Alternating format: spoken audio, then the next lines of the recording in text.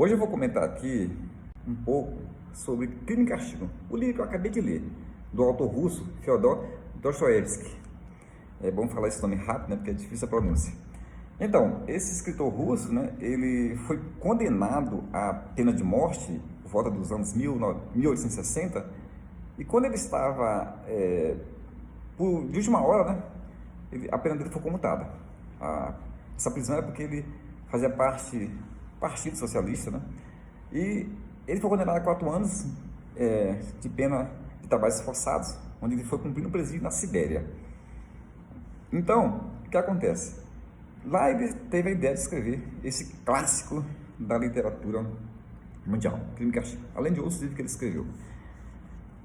O que acontece nesse livro aqui? Aqui vai falar da história de um estudante de direito que mora na cidade e tem dificuldades para se sustentar.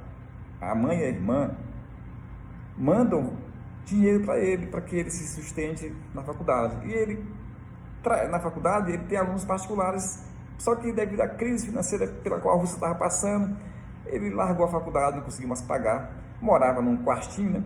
E mal conseguia pagar o aluguel desse quarto. Daí ele tinha problemas, né, com a dona do quarto, né? E ele resolveu começar a pedir dinheiro emprestado. Daí ele vai buscar esse dinheiro numa pessoa, numa agiota, né? Numa usurária, né? E começa a levar objetos, tipo relógio e outros de pequeno valor, e ela cobra juros abusivos, né? Daí ele teve a ideia de aniquilar essa mulher, matar essa mulher, para pegar valores, né? E daí começar uma vida, né? E ele vai lá com esse intuito, coloca lá um casaco, uma machada, e vai lá, a mulher e pá, mata a mulher num prédio. E quando ele está concluindo o assassinato, entra a irmã dela, e ele ficou sem saída, matou a irmã também. Então, isso acontece nas 100 primeiras páginas, porque esse livro aqui ele tem 510 páginas, só que ele é intrigante, você vai gostar de ler, eu vou ler de novo, tá? Então, aí ele, nas 100 primeiras páginas acontece esse crime, e todo o martírio, todo o castigo dele vai acontecer nas próximas 400 e poucas páginas, castigo psicológico, porque ele é inteligente, ele é acima da média. Inclusive, ele escreveu um artigo que ficou famoso, né? E quando o juiz de instrução estava na cola dele para tentar pegar ele citou esse artigo, onde nesse artigo ele faz alusões ao homem que decide quem deve ficar vivo ou não, que é sobre a questão de Napoleão, que eles gostaram desse personagem. Então ele falou que alguns homens decidem quem são as pessoas que vão continuar vivas ou não, aquelas pessoas ruins, más, como por exemplo, a usurária, era considerado um piolho, era um estorvo da humanidade, então essa pessoa deveria morrer. Então ele não tinha o menor, assim, a princípio, rancor por matar essa mulher, mas ele matou a irmã também. Aí toda a crise psicológica dele vai acontecer a partir daí.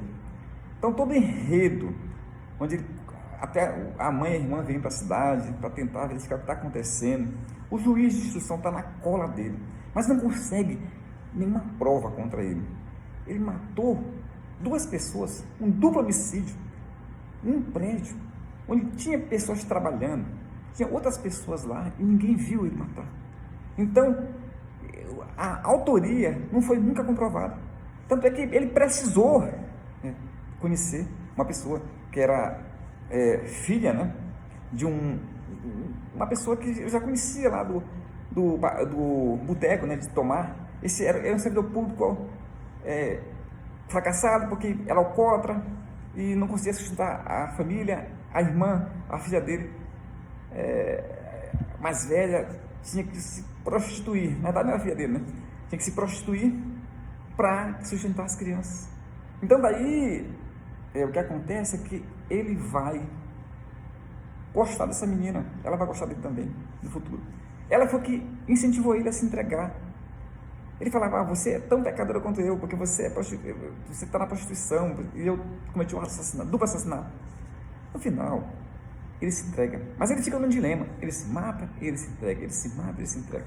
Então Então, outras personagens vão surgir lá. Então, esse livro fala sobre crises de família, a situação real da vida, né? Crianças que ficam sem seus pais quando eles morrem. Vai tratar de vários temas. Então, é um livro de psicologia criminal.